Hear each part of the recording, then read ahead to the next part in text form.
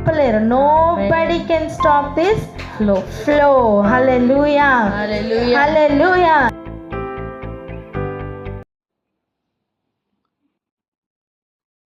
ఇప్పుడు ఆలోచిద్దాం.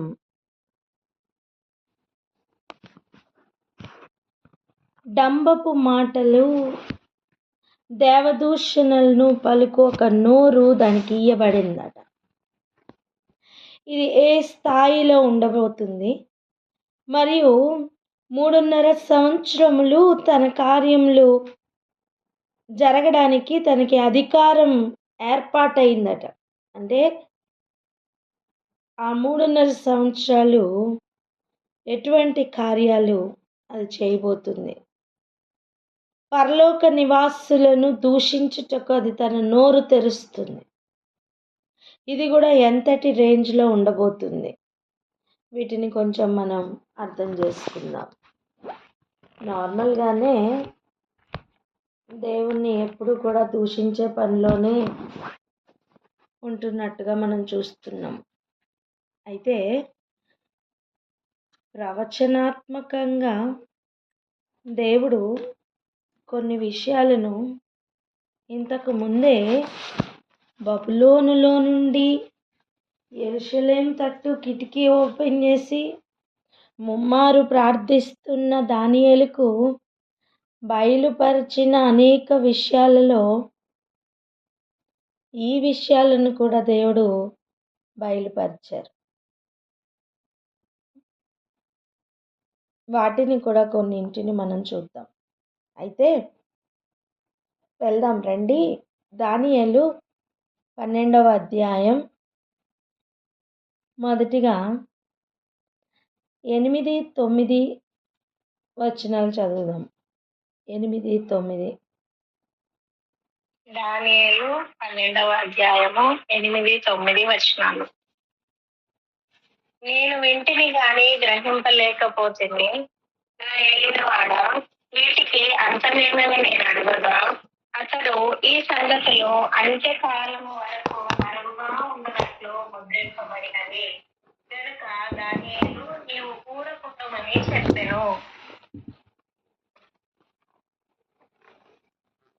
అవును, నేను వింటిని కానీ గ్రహించలేకపోతిని. దానియేలు చెప్తున్నమాట. నేను వింటిని కానీ గ్రహించలేకపోతిని. అవును, ఈరోజు ఈ అనుభవం మనకి ఇంకా ఎక్కువ ఉంది. ఎందుకంటే గ్రంథముల వలన కాలములను అర్థం చేసుకునే స్థాయిలో దానియేలు ఉన్నారు. లేదు అనడానికి లేదు. ఎందుకు? గ్రంథముల వలన చదివి 70 సంవత్సరాల చెర కూడా పూర్తి కావస్తుందని గ్రహించిన దానియేలు. అంతేనా? దానియేలు ఉన్న స్థితి ఎటువంటిది తెలుసా? అసలు దానియేలు పొజిషన్ ఏంటో తెలుసా? బబులోను దేశంలోనే గారడి విద్య కలిగిన వారు, శకునం చూడగలిగిన వారు, అందరికీ కూడా అధిపతిగా ఉన్నాడు దానియేలు. అంటే తత్వజ్ఞానం తెలిసినవాడు, నక్షత్రముల కదలికలను గమనించగలిగినవాడు, లోకములో ఉన్న గారడి విద్య కలిగిన వారి కంటే కూడా జ్ఞానం కలిగినవాడు. అటువంటి దానియేలు గబ్రియేలు చెప్పిన కొన్ని సంగతుల గురించి చెప్తున్న మాట నేను గ్రహించలేకపోతిని. ఇప్పుడు చెప్పండి, నాకు అన్నీ తెలుసు అనే స్వభావం కరెక్టేనా? కాదు. ఈరోజు ఒప్పుకుందాం కాదు అని. ఇప్పుడు అలా కాదు అని ఒప్పుకుంటున్నప్పుడు మనం వేడుకోవాల్సిన విషయం ఏంటి? నేను వింటిని కానీ గ్రహించలేకపోతిని, నాకు గ్రహింపజేయ శక్తినిమ్మని అడగాలి. ఆ రోజు దానియేలు నేను గ్రహించలేకపోతున్నాను, వీటి అంతం ఏంటి అని అడిగినప్పుడు దానియేలుకి కూడా చెప్పబడిన మాట ఏంటో తెలుసా? అతడు 9వ వచనం చూడండి. అతడు ఈ సంగతులు అంత్యకాలం వరకు మరుగుగా ఉండునట్లు ముద్రింపబడినవి గనుక దానియేలు నీవు ఊరకుండుమని చెప్పెను. అంటే ఈ సంగతులు ఎవరి కోసం దానియేలునే ఊరుకోమని చెప్పారంటే, ఈ సంగతులు ఎవరి కోసం? అంత్యకాలంలో ఉండు వారి కోసం. హల్లెలూయా. అంత్యకాలంలో ఉండు వారి కోసం. పలకండి అన్నమాట.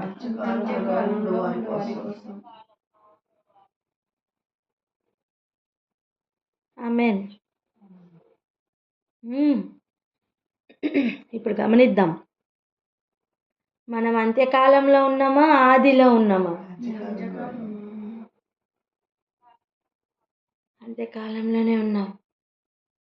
అప్పుడు ఈ సంగతులన్నీ తెలుసుకోవాల్సిన అవసరత ఉంది. మనస్సు నిలుపుకొని మనం గనక ఆయన వైపు తిరగగలిగితే ఆయన మనకి గ్రహింపలేని గూఢమైన సంగతులను చెప్తారు. మొరపెట్టని వానికి గ్రహింపలేని గూఢమైన సంగతులు దొరకవు. చూడండి, నీవు నాకు మొరపెట్టుము, నేను నీకు గూఢమైన సంగతులు చెప్తాను అంటే అర్థం, మొరపెట్టని వానికి గూఢమైన సంగతులతో పని లేదు. అందుకే కొంచెం మనల్ని దేవుడు మొరపెట్టేటట్టు చేయడం మంచిది.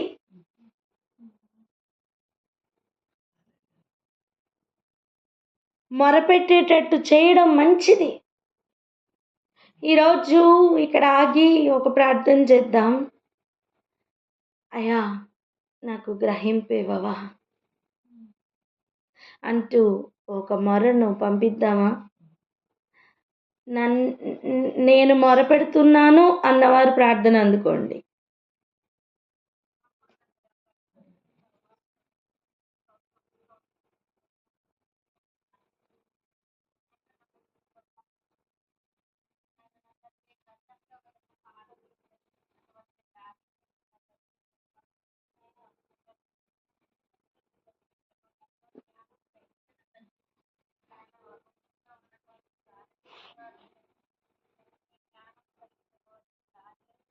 ఆయన తండ్రి ప్రభా, అంత్యకాల ప్రత్యక్షతను తీసుకుని వచ్చిన గాబ్రియేలుతో చెప్పిన మాట నేను వింటిని కానీ గ్రహింపలేకపోతుంది అని అన్నారు ప్రభా.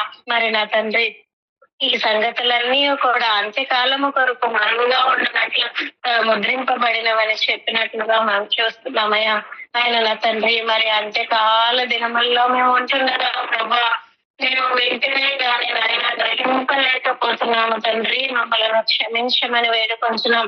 ఆయన నా తండ్రి, మాకు గ్రహింపజేయు శక్తిని దయచేయమని ప్రార్థిస్తున్నాము తండ్రి. మీకు వందనాలు ప్రభా. మొరపెట్టు వారికి గ్రహింపలేని గూఢమైన సంగతులను దయచేస్తానని చెప్పిన దైవమా, ఈ అంత్యకాలంలో మేమందరం ఉంటుండగా తండ్రి, మా మీద ఆయన మీ గ్రహింపజేయు శక్తిని వ్యాపింపజేయమని ప్రార్థిస్తున్నాము తండ్రి. మా మరణ ఆలకించమని వేడుకొంచున్నామయ్యా. గ్రహింపలేని గూఢమైన సంగతులు గ్రంథముల వలన మాకందరికి తెలియచేయమని ప్రార్థిస్తున్నాము ప్రభా. మీకు వందనాలు. మీ ఆత్మను మా మీద కుమ్మరించమని ఆయన తండ్రి, గ్రహింపజేయ శక్తిని మాకందరికి దయచేసినందుకు వందనాలు చెల్లిస్తూ యేసయ్య అతి పరిశుద్ధ నామంలో మిక్కిలి వినయంతో ప్రార్థించి పొందినాం తండ్రి. ఆమేన్. ఆమేన్. ఆమేన్. హల్లెలూయా. ఇప్పుడు ఆలోచించండి, ఒక విషయం ఆలోచించుదాం. 70 సంవత్సరములు పూర్తి కావస్తుంది అంటే అంతంకు వచ్చింది అని గ్రహించినప్పుడు దానియేలు చేసిన పని ఉపవసించి ప్రార్థించడం, దేవుని సన్నిధిలో మనస్సు నిలుపుకోవడం. అప్పుడు తనకి ఈ సంగతులు బయలుపరచబడ్డాయి. ఇప్పుడు ఇంకొక మాట కూడా చదువుదాం. అప్పుడు అక్కడ తను చేసిన కార్యం ఏంటో మనకు అర్థం కాబోతుంది. చూడండి, 10వ వచనం చదవండి. దానియేలు 12:10.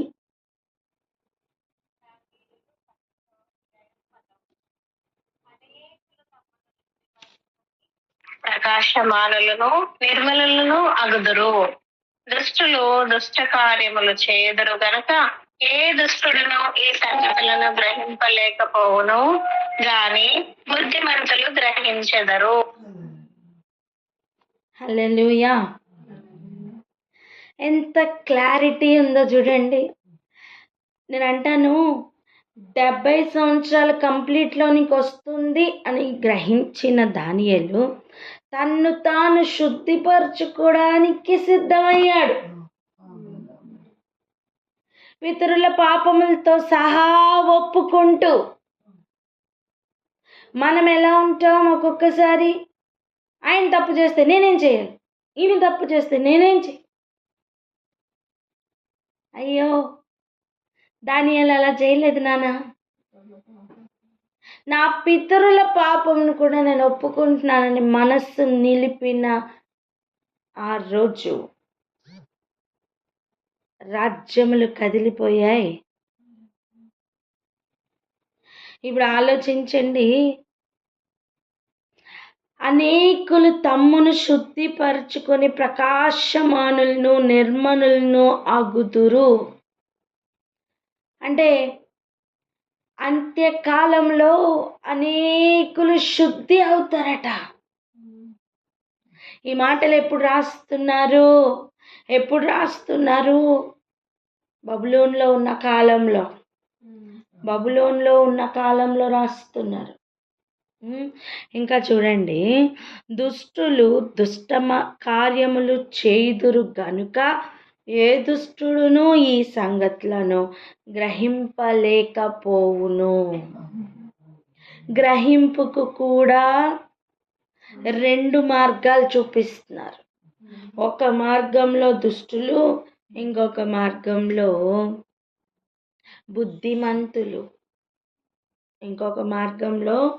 బుద్ధిమంతులు. దయచేసి నాకు ఆ వచనం ఇంగ్లీష్లో చదివి పెడతారా?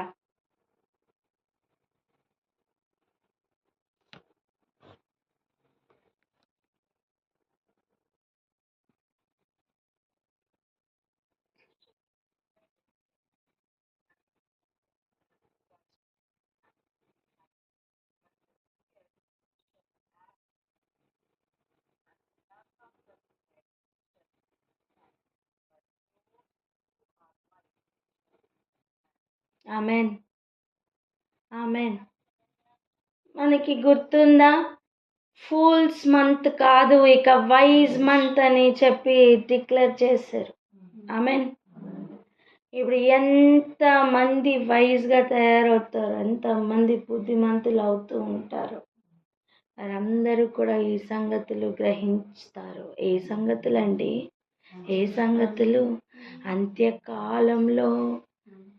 అంత్యకాలం కొరకు మరుగు చేయబడిన సంగతులు. అంతేనా? నేను అంటాను, దానియేలు కూడా గ్రహించలేని సంగతులు అంటాను.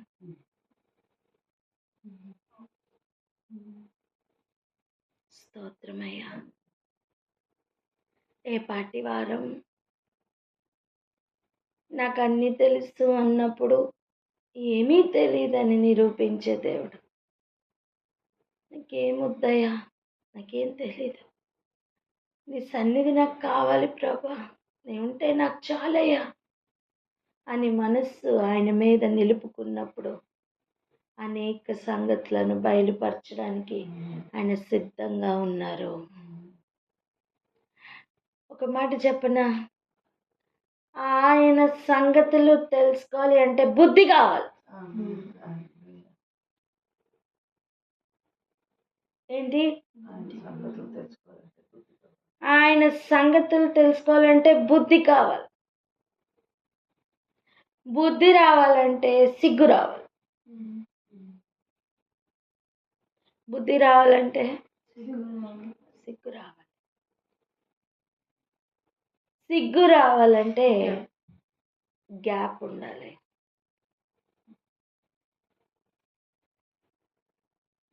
సిగ్గు రావాలంటే ఒక గ్యాప్ రావాలి.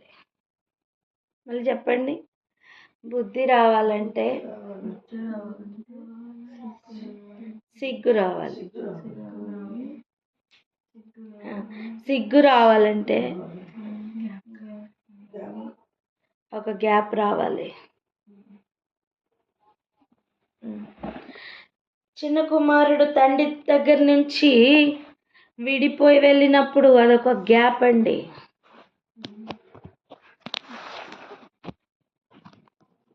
హల్లెలూయా.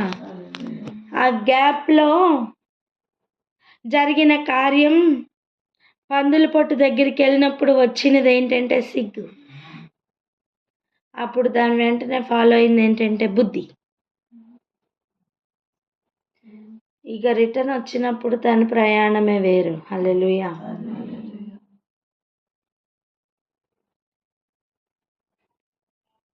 ఒక మాట ప్రార్థన అందుకోండి, మాకు బుద్ధి కావాలి అని. ఏ స్టేజ్లో ఆగినా సరే బుద్ధిమంతులు అవ్వవలసిందే. ప్రార్థన చేద్దామా? మీరు ప్రార్థన అందుకోండి. మీరు పలుకుతున్న ప్రతి మాట ఏర్పాట్లో ఉన్న ప్రతి బిడ్డ వెంట వెళ్తుంది. ఆ మాటకున్న శక్తి అక్కడ రిలీజ్ అవుతుంది. మార్గములు త్రిప్పబడతాయి.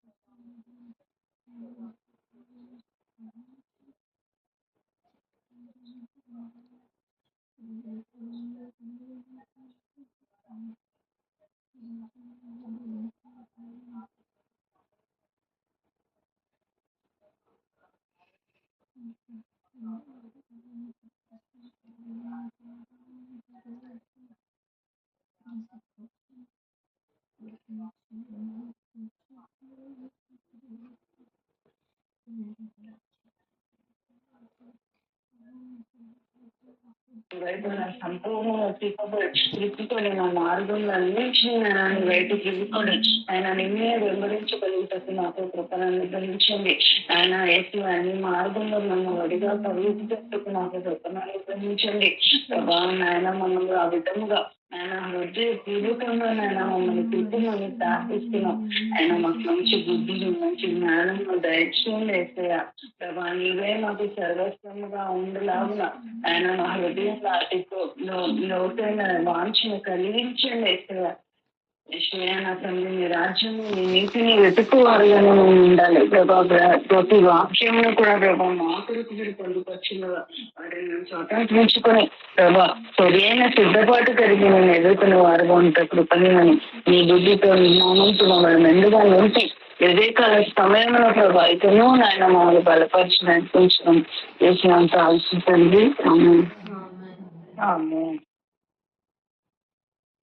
ఆమేన్. ఇప్పుడు ఆలోచన చేసుకుందాం. ఇప్పుడు ఆ ప్రయాణంలోకి వెళ్దాం రండి. చూడండి,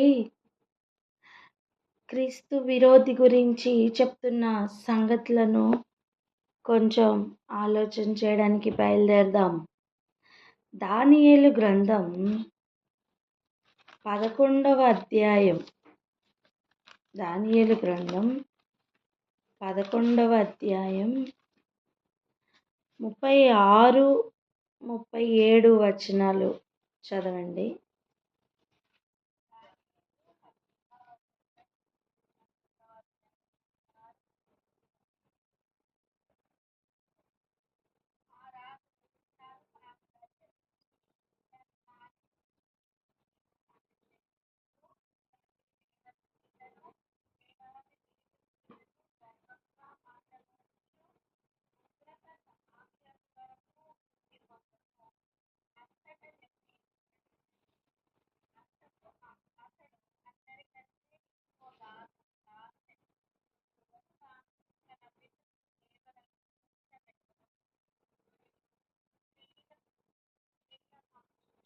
దేవతను గాని ఏ దేవతను గాని లక్ష్య పెట్టరు.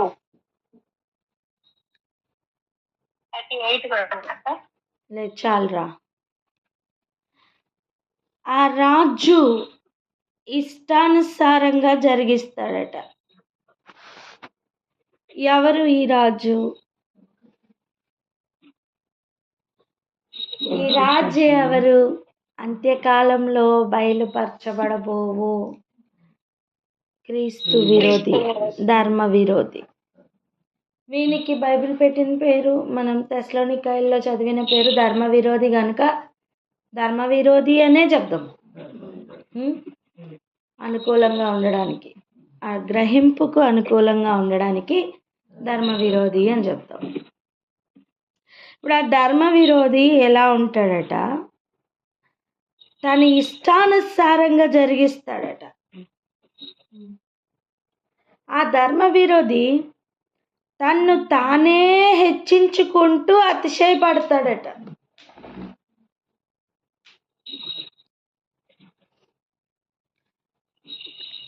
ప్రతి దేవత మీద, దేవాది దేవుని మీద గర్వంగా మాట్లాడుతూ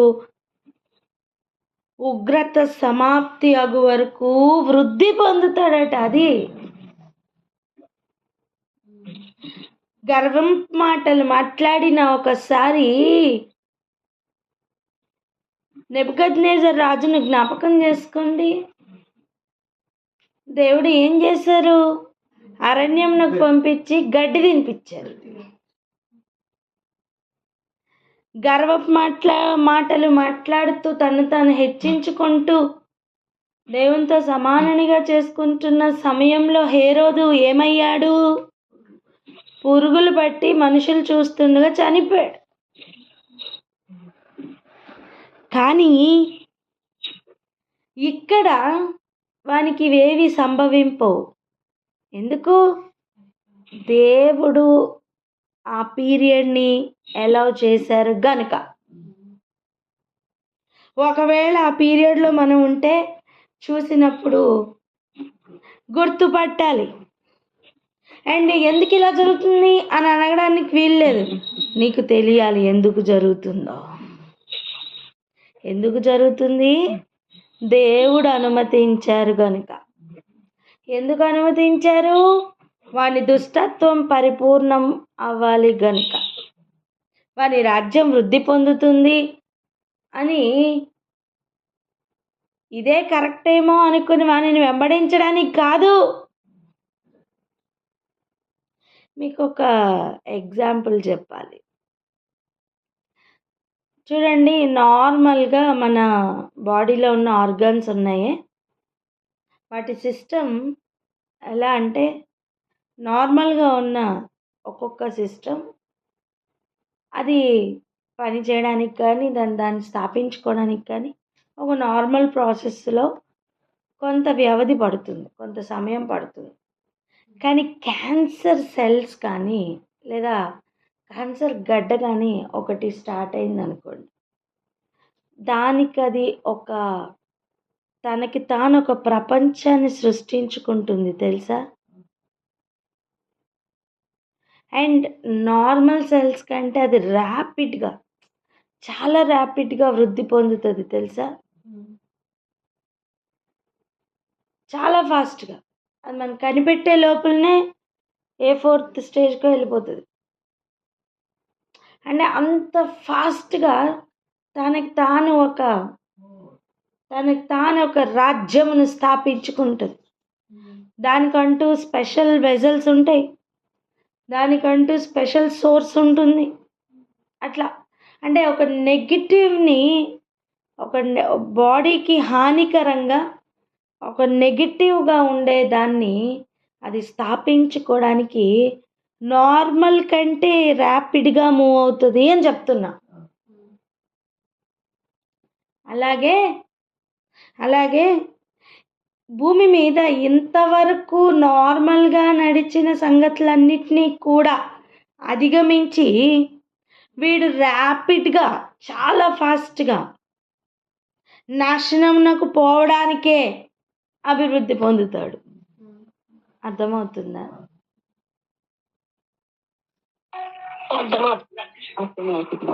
ఉమ్. ఇప్పుడు గొప్ప రాజ్యంగా స్థిరపడబోతున్నవాడు ఏమైనా మేలుకరంగా ఉంటాడా? చూడండి, గొప్పగా గొప్పగా కనిపిస్తున్న ఒక గడ్డ, అది ఏమైనా మేలుకరమేనా బాడీకి? కాదు, లేదు. సేమ్ టు సేమ్ వే వీడు కూడా వ్యవస్థకు లేదా భూమికి వీడు అస్సలు సేఫ్ కాదు.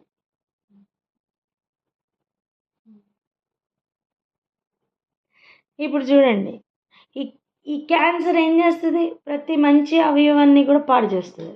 వాళ్ళ మీద జయం పొందుతుంది, ఒక్కొక్క ఆర్గన్ మీద జయం పొందుతుంది. మెటాస్టేసిస్ ఏమవుతుందండి? ఒక్కొక్క ఆర్గన్ని కూడా పాడు చేస్తూ ఉంటుంది. అంటే మంచి మంచి అవయవాల్ని కూడా అది లోపరుచుకుంటుంది. ఎగ్జాక్ట్గా అలాగనే పరిశుద్ధులను వాడు జయిస్తుడు అన్నమాట. పరిశుద్ధులను వాడు జయిస్తాడు. మన ప్రకటన గ్రంథంలో ఈ మాట చదివాము, చూసారా? పరిశుద్ధులను కూడా జయించడానికి వానికి అధికారం ఇయ్యబడెను. ఒకసారి ఆ మాట చదువుకుందామా? 7వ వచనం, ప్రతి వంశం మీదను, ప్రతి ప్రజల మీదను, ఆయా భాషలు మాట్లాడు వారి మీదను, ప్రతి జనం మీదను అధికారం ఇయ్యబడెను. ఇక పైకి వెళ్తే ఆయన 7వ వచనం చూడరా, మరియు పరిశుద్ధులతో యుద్ధము చేయను, వారిని జయింపను, దానికి అధికారం ఇయ్యబడెను. అర్థమవుతుందా? పరిశుద్ధులను జయించడమా, అదేంటి అని డైజెషన్ అవ్వడానికి కూడా కష్టమేమో. పరిశుద్ధులను జయిస్తాడా? చూడండి, కట్టుకథలు కట్టి అల్లి ఇదే సత్యమని భూమి మీద చెప్పుతున్న సమయం, ఆ ముని కళ్ళు ఎర్రగా చేసి చూస్తే చాలు ఆ చెట్టు భస్మం అయిపోద్ది. అప్పుడు మనకి అంటే ఇదేదో ఒక సూపర్ పవర్ లాగా అనిపిస్తుంది, అంతే కదా? ఈయన ఒక పరిశుద్ధుడు లెక్క కనిపిస్తాడు. అలా అంటే అప్పుడు తనకు వస్తున్న ఫీల్, నన్ను అంటావా అని ఒక కోపంతో రగిలిపోతున్న అనేక సన్నివేశాలు చూసాం కదా. చూసామా? ఎప్పుడు సీరియళ్ళు సినిమాలు చూసిన అనుభవంలో ఉన్నప్పుడు, అవునా? ఇప్పుడు చూడండి, ఇప్పుడు గమనించండి, పరిశుద్ధులు కనుక వెళ్ళి వాళ్ళతో ఫైట్ చేయడానికి వెళ్తే వాళ్ళు ఓడిపోతారండి. అందరూ కాదు, కొంతమంది. ఎవరు చెరలోనికి పోవాలని ఉన్ననో వాడు చెరలోనికి పోవును, ఎవరు ఖడ్గము చేత చంపబడవలనని నిర్ణయింపబడినో వాడు చంపబడును. అంటే వీడు వాళ్ళని జయిస్తాడని అర్థం. ఎగ్జాక్ట్గా మెటాస్టేసిస్లో వాడు వెళ్ళి ఒక్కొక్క ఆర్గాన్ని జయిస్తున్న రీతిగా, ఒక్కొక్క రాజ్యమును లోపరుచుకుంటున్న రీతిగా వీడు కూడా ఒక్కొక్కరిని లోపరుచుకుంటాడు. కొంతమంది ఎదురు తిరిగిన వాళ్ళు చచ్చిపోతారు. ఎవరు ఆ ఎదురు తిరుగువారు? బుద్ధిమంతులు, పరిశుద్ధులు.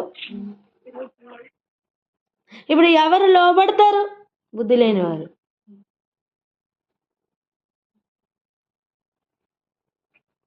గ్రహింపు లేనివారు. ఎవరు ఆశ్చర్యపోతారు? బుద్ధి లేని వాళ్ళు. ఇదే కదా కరెక్ట్ అని చెప్పి అనేకులు ఫాలో అవబోతున్నారు. అండ్ వాడు ఎలా కదులుతాడో తెలుసా? అక్కడ ఒక మాట చూడండి, 37వ వచనం, దానియేలు 11, అతడు అందరికంటే ఎక్కువగా తన్ను తాను హెచ్చించుకొను. ఈ హెచ్చింపు ఎలా ఉండబోతుందంటే, పితరుల దేవతల్ని కూడా లక్ష్య పెట్టడు. అర్థం ఏంటంటే మా కులదేవత అని చాలామంది చెప్పుకొని ఉంటారు కదా, వాటిని కూడా వాడు ఆపివేస్తాడు. అర్థమవుతుందా? ఒక కొత్త వైఖరిని తీసుకొని రాబోతున్నాడండి. అది గుర్తుపట్టాలి. మనం యాంటీక్రైస్ట్ని గుర్తుపట్టడానికి ముఖ్యమైన సూచన, ఇప్పుడున్న వాటిని అనుసరించి వాడు వెళ్ళడు. ఇప్పుడున్న వాటి అన్నిటినీ కొట్టివేసి వాటితో పాటు దేవుని నామముని కూడా దూషిస్తూ వాడు ఒక కొత్త రాజ్యమును, కొత్త దేవుణ్ణి, లేకపోతే కొత్త దేవతా పద్ధతిని, కొత్త ఆరాధనా పద్ధతిని భూమి మీదకి అమలు చేస్తాడు. అది ఎంతగా ప్రభావితం చూపిస్తాడంటే, చూడండి, స్త్రీల కాంక్షిత దేవతను కానీ ఏ దేవతను కానీ లక్ష్య పెట్టడు. ఇప్పుడు అక్కడ కన్ఫ్యూజన్ ఎలా వస్తుంది చెప్పనా? ఇప్పుడు మనం ఆ దేవుడే నిజమైన దేవుడు, మిగిలిన వాళ్ళు కాదు, ఈ మాటలన్నీ ఉంటాయి చూసారా? అసలు ఆ దేవుణ్ణి లక్ష్య పెట్టడు, ఈ దేవుణ్ణి లక్ష్య పెట్టడు, ఏ దేవుణ్ణి లక్ష్య పెట్టడు. అప్పుడు భూమి అంతటికి కూడా ఒక పాయింట్కి వచ్చేస్తారు. ఏంటి? కమ్యూనిస్టులు కూడా నమ్ముతారండి అప్పుడు. అర్థమవుతుందా? అసలు నేను దేవుణ్ణి నమ్మను, దెయ్యాన్ని నమ్మను అనే వాళ్ళు కూడా నమ్ముతారు.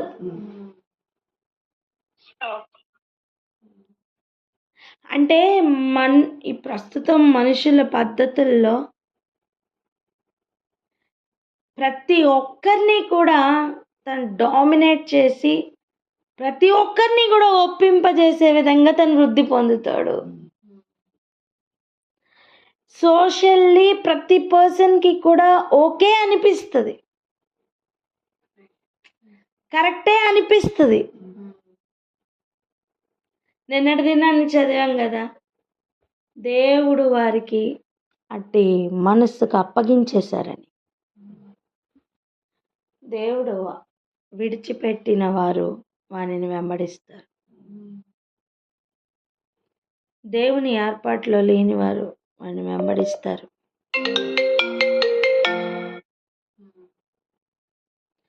దేవుని ఏర్పాటులో లేని వారు వానిని వెంబడిస్తారు.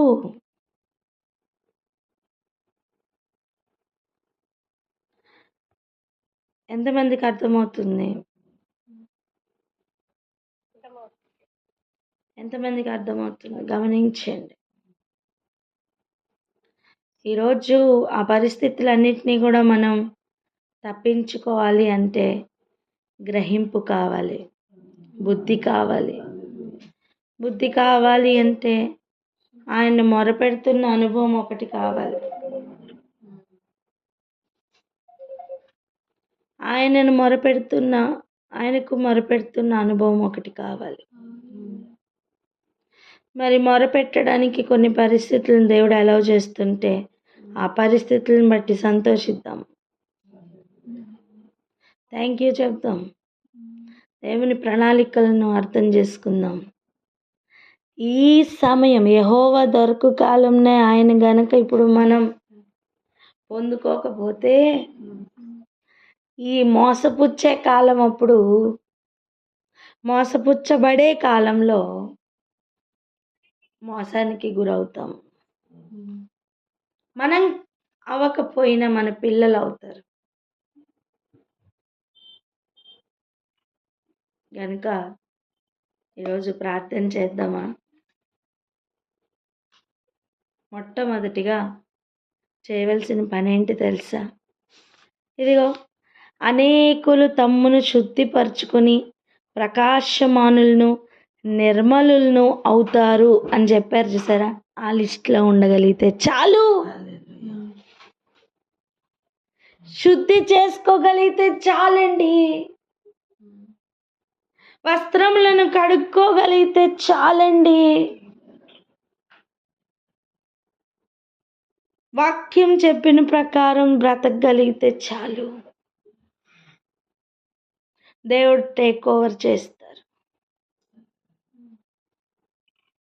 మరి అటువంటి జీవితం కోసం ప్రార్థన చేసుకుందామా? ఇంకా వీని గురించిన అనేక సంగతులు రేపటి దినాన్ని మనం చూద్దాం. కానీ సైమిల్టేనియస్గా మనం ఏం చేయాలి, వాట్ ఈజ్ మై పార్ట్ అనేది కూడా మనకు అర్థం అవ్వాలి. కనుక ప్రార్థన చేసుకుందాం. అక్క